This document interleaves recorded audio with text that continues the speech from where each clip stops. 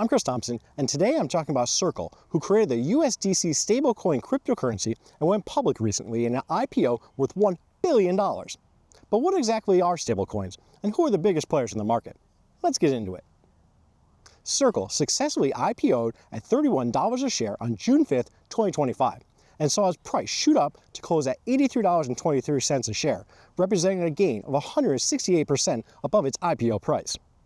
Circle was originally expected to price 34 million shares at a range of between $27 to $28 per share, but there was more demand for the shares than there was supply, so economics did its own thing, and the price of the IPO rose to $31 a share when it originally began trading. This upside offering saw Circle raise $1.05 billion from the sale of those 34 million shares, valuing the company at approximately $8 billion. The strong performance of its debut indicated strong investor demand and marked one of the largest first-day gains of a US-based IPO in at least the last 4 years. But what are investors actually buying? Circle is in the business of offering the digital equivalent of a crypto IOU that are pegged to the US dollar. How's that even a business? Wikipedia defines a stablecoin as a type of cryptocurrency where the value of the digital asset is supposed to be pegged to a reference asset, which in this case is either fiat money, exchange-traded commodities, or another cryptocurrency. The way a stablecoin is supposed to work is that it's backed one-to-one by another asset, and that its value tracks the value of that asset that it's pegged to. Most stablecoins are backed by the US Treasury bills, or literally US dollars sitting in a bank vault somewhere. So as long as the world doesn't lose faith in the United States, everything should be all right. Right? I mean, what could ever cause the rest of the world to not believe everything's just fine here in the US? Sarcasm.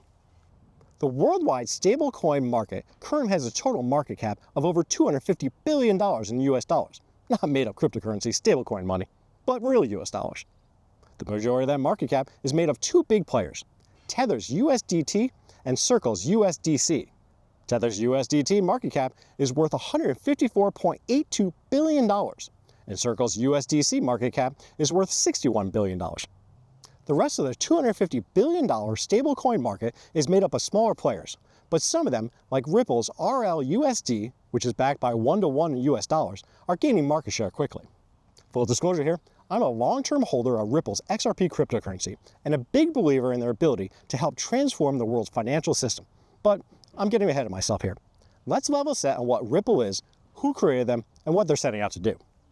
Ripple was founded in 2012 in San Francisco, California by Chris Larsen and McCaleb, who'd go on to create a rival to XRP in the form of Stellar's XLM.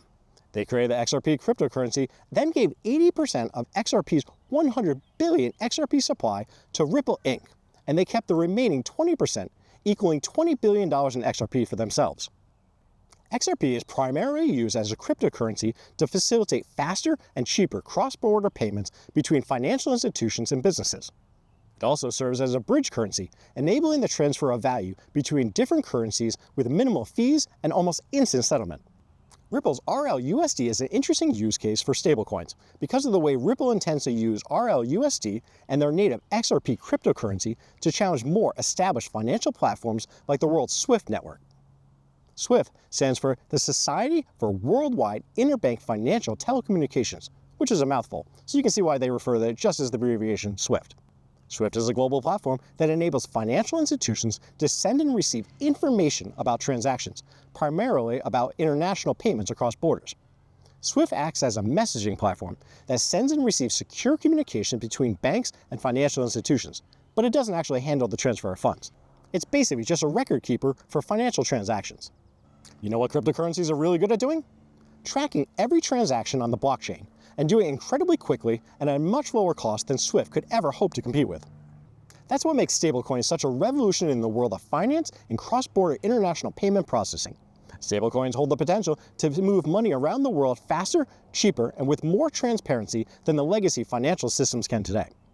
A change to the world's financial order is about to happen, but I don't know if the old guard has an appreciation yet for how monumental of a moment this really is.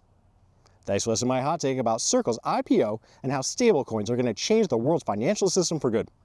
If you haven't already, smash that like button and do me a solid and subscribe to my channel so you can be notified next time I drop a hot take. Thanks.